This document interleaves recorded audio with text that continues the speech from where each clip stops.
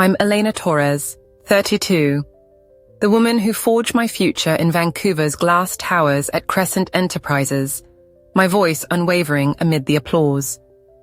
Yet beneath these blazers lurks a girl who needed empanadas at 12, unaware they'd tether me to a family that drained my soul.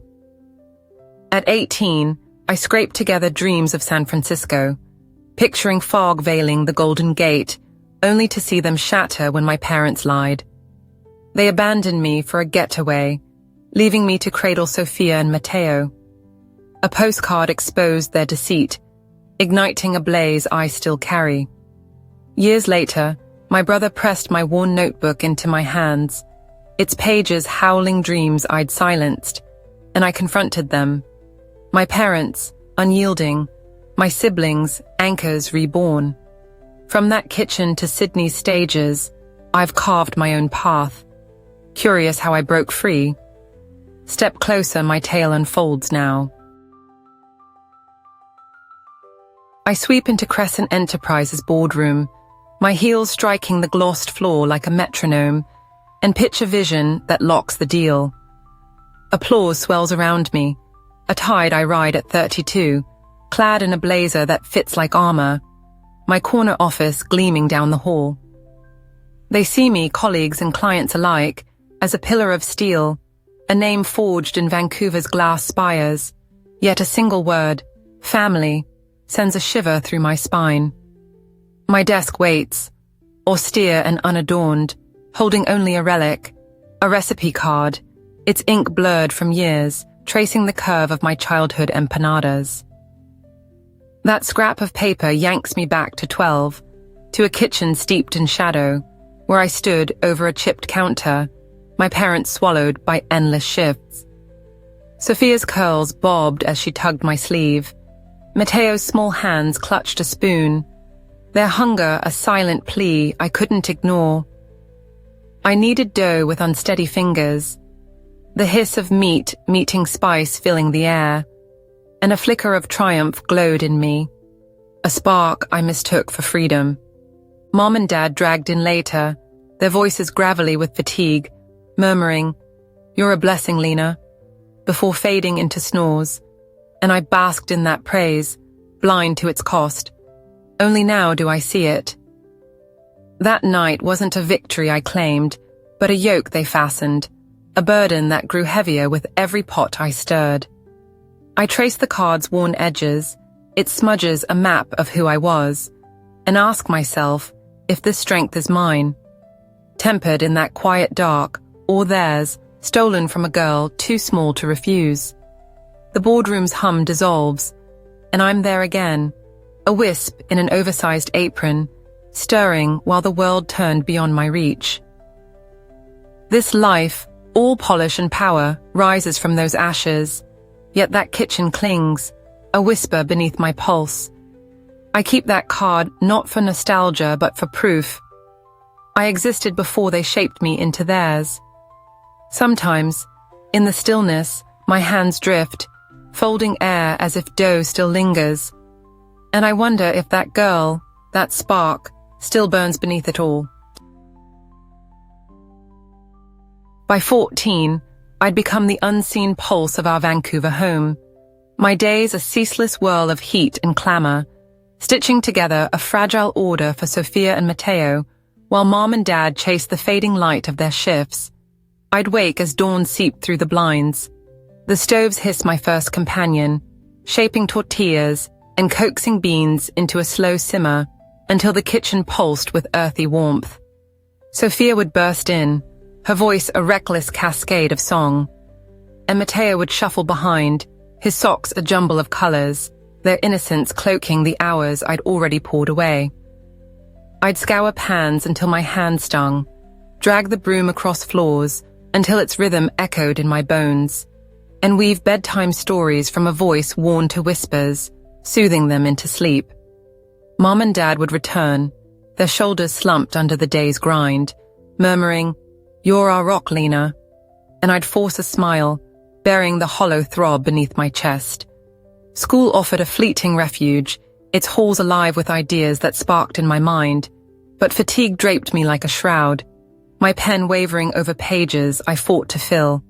I'd pause by the debate team flyer, its bold letters a siren call, picturing my words soaring, fierce and free, only to hear Dad's voice tether me back. "We can't manage without you, Eleanor." I'd turn, the vision dissolving like mist, and face a house groaning under its own weight. Sophia and Matteo crowned me Lena the Brave, their cheers a garland woven with joy, and I held their laughter close, though it veiled the strain splintering my frame, a figure buckling under their unseen burden. Mom and Dad pressed deeper, their need a current I couldn't stem, presuming I'd always stand firm, as if I were carved from stone, not flesh fraying at the seams. In the dead of night, when silence finally cloaked the house, I'd slump at my desk, the leather notebook Sophia had slipped into my hands for my 13th birthday open before me. I'd pour my defiance into its pages, etching, "I'll live for me one day," in jagged strokes, a fragile oath I breathed into the stillness, then slid it beneath my mattress, a hidden flame flickering against the dark.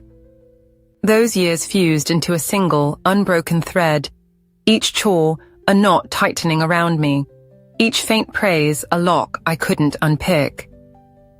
I was their rock, true, but one crumbling beneath a relentless tide, my edges worn by a force I couldn't name. Lying awake, the ceiling a blank expanse above, I'd feel my breath snag and wonder if that girl, the one with the wavering pen and unvoiced dreams, could still claw her way to solid ground. At 18, I'd spun a delicate web of possibility, threading every nickel from my cafe shifts into a vision of San Francisco, a city where mist might soften my edges, where I could stand beneath the Golden Gate's weathered arch and breathe air unclaimed by others' needs.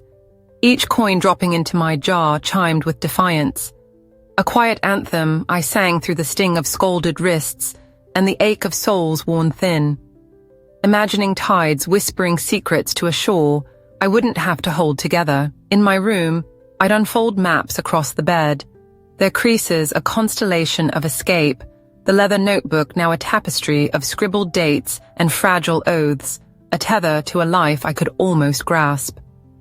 Sophia, 12, would lean against my shoulder, her pencil tracing vines along the edges, and Matteo, 10, would flop beside her, his voice a scatter of bright stones. "Will you send us postcards, Lena?" I'd grin, tousling his curls, vowing to bring back tales of fog and freedom, my pulse quickening with a horizon so near I could feel its pull. Then one evening, Mom punctured the stillness, her words falling heavy as she prodded at the stove. "Uncle Carlos is ill. We're off to Alberta. You're staying here with them." I stood rooted, the jar cold against my palms, and begged, my voice a torrent. "It's only a week. I've earned this." Dad's gaze hardened, his reply a chisel striking stone. "Plans can shift, Eleanor. Duty doesn't." I pushed back, my lungs burning, but they turned their backs, their will a fortress I couldn't breach. Canceling with my friends was a blade I turned inward, their excitement dissolving into silence as I stammered through the call. Sophia's fingers brushing my arm, Matteo's small frame pressed against me, their closeness a current I couldn't escape. I sank back into the house, the stove's drone a dirge for my defeat. And when Mom and Dad returned, their skin kissed by a warmth Alberta shouldn't hold, they brushed past with a casual, "It worked out, didn't it?" I bit down on the rage surging inside, tending the kids while my vision unraveled, its threads snapping like overstretched twine. A week later, the mailbox rattled, and a postcard slipped through. Uncle Carlos's handwriting a jolt across the page. "Fit as ever. Surprised they came, miss you, Lena." My chest seized, the floor swaying as the truth flared bright, each word a ember searing through the haze. They'd woven a lie, bartered my dream for their leisure, left me to anchor their world while they wandered free. I clutched the card, its corners piercing my skin, and felt a rift crack open, a wrath I'd never dared to voice. Sophia crept in, her eyes wide. "Lena, you okay?" I couldn't speak, my throat choked by the tempest rising within, and Matteo hovered near, his touch a feather against the fracture, splitting me apart. That night, alone in the hush, I cradled my notebook, its pages quivering as I faced the vow I'd scratched long ago. I'll live for me one day.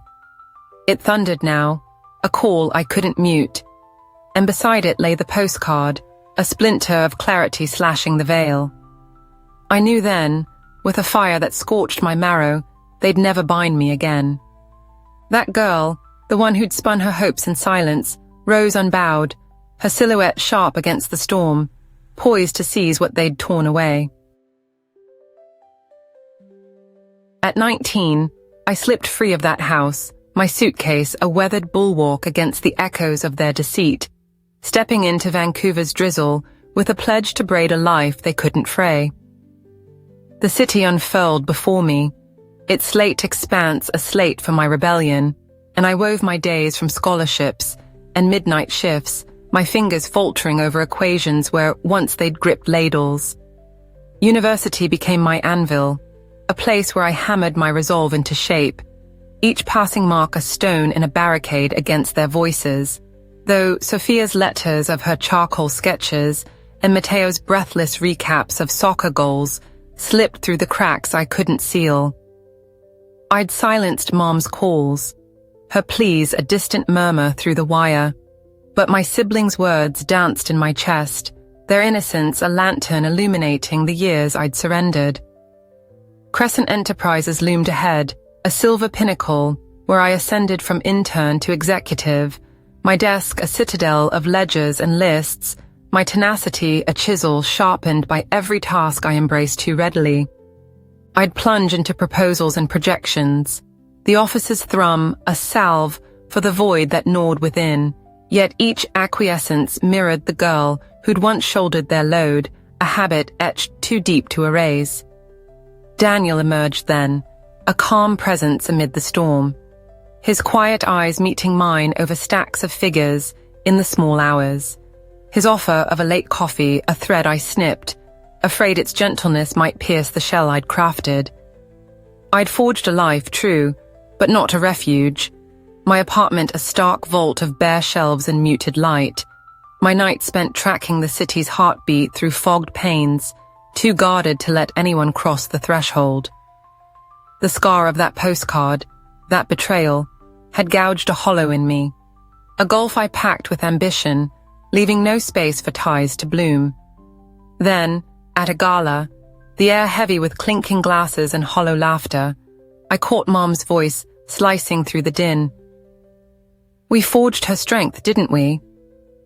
And Dad's chuckle trailed after, a smug hymn to an audience of nodding faces. My flute quivered in my hand, the champagne's gold shimmer a tempest I battled to calm, their claim a torch flung into the dry brush of my fury. They hadn't forged me, they'd whittled me down, crowing over a resilience I'd wrested from their indifference. Sophia had mailed me their townhouse address months earlier, a scribbled note about her latest painting, and that night, it flared in my thoughts, a compass I couldn't ignore. I needed to confront them, not for their absolution, but for my own. To snap the tether they still presumed to wield. I drove back through the mist, the city's glow bleeding into ribbons, and unearthed my notebook from its sanctuary, its leather softened by the weight of buried dreams. I turned to that vow, "I'll live for me one day," now a trumpet blast ringing in my veins, and ran my fingers over its lines, feeling the sting of their lie transform into a spark I'd claim as mine. I'd fled their shadow, raised a spire from the cinders of their treachery, but the void persisted, a chasm I'd lined with accolades instead of warmth. Daniel's words lingered, his soft, "You're enough as you are," a murmur I'd waved off, and I pondered if I'd traded one prison for another, a cell of my own design. The gala's arrogance had struck a flint, and as I sat there, the notebook splayed, the rain drumming a fierce cadence, I knew I couldn't bury this wound forever. That girl, the one who'd once braided hope from scraps, deserved more than a citadel, more than a chisel, and I swore to seek her, to demand the answers they'd never offered, to seize the life I'd sworn to her beneath that mattress all those years ago. I steered through the twilight to their townhouse, my hands clenched on the wheel, the engine's low growl a taut wire thrumming with a resolve I couldn't tame. The address Sophia had slipped into a letter about her newest painting pulsed in my memory, a beacon drawing me back to a history I'd tried to outrun. I climbed their steps, the air heavy with the musk of wet pine, and struck the door with my fist, my breath a coiled flame as it creaked open to Mom's wide stare, Dad's shadowed frown hulking behind her. I didn't pause for their welcome, my words slicing the quiet. You owe me the truth, not shrugs. And they flinched, their lips parting in a chorus of denial. You've thrived, Elena. What's left to say? Their reply drifted down like soot, dull and fleeting, and I felt the old scar ignite, a cinder I'd nursed through too many nights. You carved me hollow, I said, my voice a razor forged by time, and draped me in a role I never chose. They stood rooted, impervious as slate, their silence a cliff I'd once dashed myself against, and I saw they'd never yield, never glimpse the child they'd emptied out. Then Sophia stormed in, her curls a tempest of rebellion, her shout a gale tearing through the stillness. She's right, you crushed her until she cracked. And Matteo strode after, his frame lengthened by years, his eyes unwavering. We felt it too, Lena, but we couldn't break the wheel.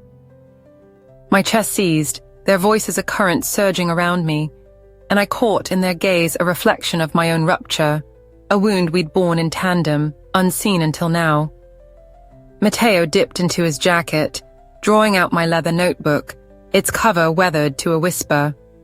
I salvaged this when you left, he said, his tone a gentle drizzle. I read it, I held it, you were owed so much more. He laid it in my palms, Sophia's nod a silent vow beside him, her tears shimmering. You were our light, not their scaffold. We should have fought for you. I gripped the book, its heft a heartbeat against my skin, and the room dissolved as my own tears broke free. A flood I couldn't dam, weaving us into a bond they couldn't unravel. Mom stirred, her jaw tightening. We got by as we could, and Dad rumbled assent, their resistance a husk crumbling in the wind. But it didn't pierce me, not now. My siblings had shattered that shell, unveiling a clarity they'd never claim. I faced them, my family, my pillars reforged, and felt the cinder soften, not into wrath, but into a glow I hadn't chased. I'd sought a verdict, a severing, but found a lifeline instead, a bridge forged by Sophia's ferocity and Matteo's tender steel, a connection I'd never dared to yearn for. The notebook quaked in my hold, its pages a hymn of my buried self, and I saw her vividly, the girl who'd murmured promises in the shadows, who'd carried their yoke and still rose. She wasn't lost, she'd sculpted me, her endurance a vein I'd mistaken for their leash, and I knew I'd walled myself off too long, raising a bastion of my own design. I turned to go, the air crisp against my face, and Sophia clasped my arm. Stay a moment, Lena, her plea. A filament I didn't snap. I dipped my head, my lungs unfurling, and as I lingered in their orbit, I felt the fragments align, not mended, not fully, but nearer, a tapestry I'd stitch anew. That night, driving home beneath a canopy pricked with stars, I vowed to recast this tale, to free that girl to dance, to craft a life where strength wasn't a yoke, but a flame I'd wield by choice. I reserved that ticket to San Francisco, 16 years deferred, my fingers lingering over the keys before striking them, a soft shiver coursing through me as the screen flared with confirmation. The city spilled open at first light, a mosaic of fog and iron, and I traced the Golden Gate's arc as dawn spilled amber across the water, the breeze prying loose the burdens I'd borne, lifting them like ash into the vastness below. I paused there, solitary yet unshackled, the tide's whisper a balm against my edges, and sensed her, that girl who'd once etched roots in the gloom, stride forth beside me, her form no longer yoked to their demands. Back in Vancouver, I met Daniel after a late shift, his figure etched against the office's gleam, and when he offered coffee once more, I grinned. How about a glass of wine instead? My words a tendril I let him clasp, a quiet bridge I'd never crossed before. At Crescent, I eased my hold, handing duties to others with a tilt of my head. Watching my team flourish under gentler reins, their voices rising like vines I'd once pruned too close. I'd wielded strength as a bulwark for years, but now I molded it into a beacon, illuminating paths rather than blocking them, the officer's pulse settling into a cadence I didn't need to command.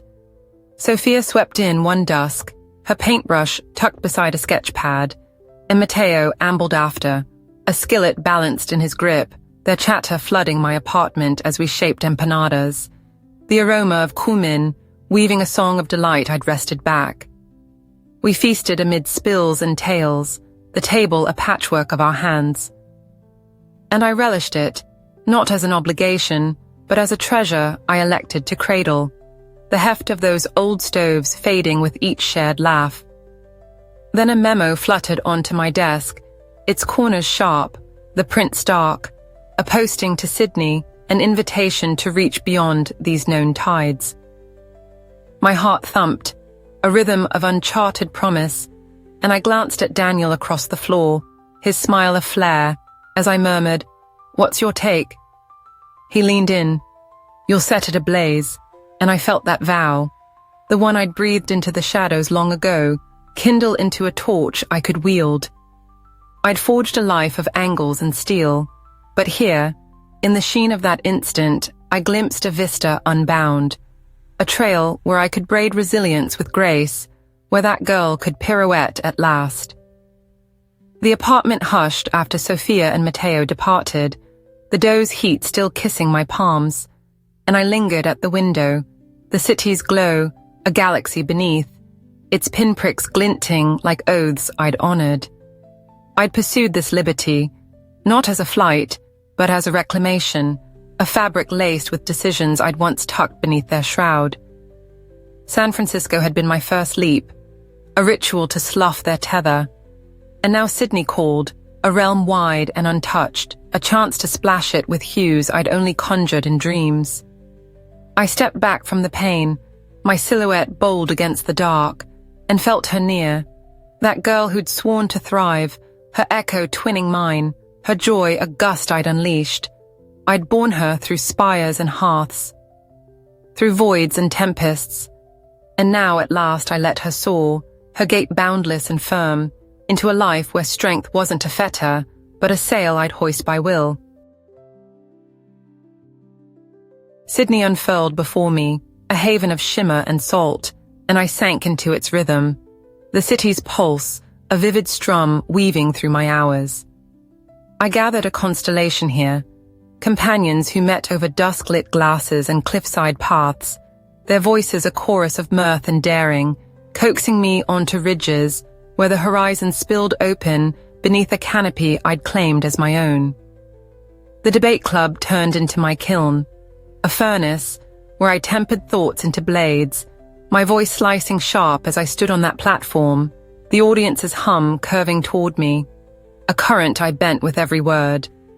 Sophia mails me her drawings now, her strokes fierce across the paper, and Matteo drops by when he can, his quiet solidity a keel as we roam this fresh coast, his stories of home drifting into my space like dawn through parted curtains. Mom and Dad have dwindled to a faint rustle, their absence a stillness I no longer ache to bridge. And I scribed them a note once, my pen firm as I etched, "I release you, for my calm, not yours." Then let it flutter free, its burden melting as it faded from view. I took that Sydney stage one night, the lights a galaxy overhead, and felt the air hum as my words carved their arc, no longer the child who tended hearths in gloom, nor the mender holding their seams. I am Elena now, full and unfettered, my roots sunk into ground I've picked, my reach bending where I will. Duty laced its strands through me, a shroud I once bore as fetters. But I've unwound it, reweaving it into a mantle I don by choice, not compulsion. The city sparkles beyond my glass, a reflection of the life I've shaped, and I see her there, that girl who murmured oaths beneath a bed frame, her gaze a light in mine, her vigor a stream I've guided into this. I've borne her across stoves and spires, through gales and hushes, and now she dwells, not in dusk, but in radiance, her path stitched into every stride I claim. This is my haven, my kiln, my canopy, a life where I define what duty holds, where I mold what it yields, and as I stand here, the world leaning in, I know I've made it hers and mine forever. Looking back on this odyssey, from Vancouver's dim hearths to Sydney's blazing platforms, I see a truth unfurl. Duty may sculpt us, yet we wield the chisel to carve its meaning. I shed the yoke of others' weight, spun it into a garland of my own crafting, and freed that girl, once bound by their call, to leap unshackled in a world I've claimed. And you, cherished listeners, what loads have you shouldered? What victories have you seized from them? I'm eager to hear your echoes, your revelations. Please weave them into the comments below. Your stories thread this fabric deeper, brighter. Thank you for tracing these steps with me. I long to cross paths again, in a fresh saga, a new dawn, where we'll chase bold skies together. Until that day, farewell, and may you sculpt your own brilliance.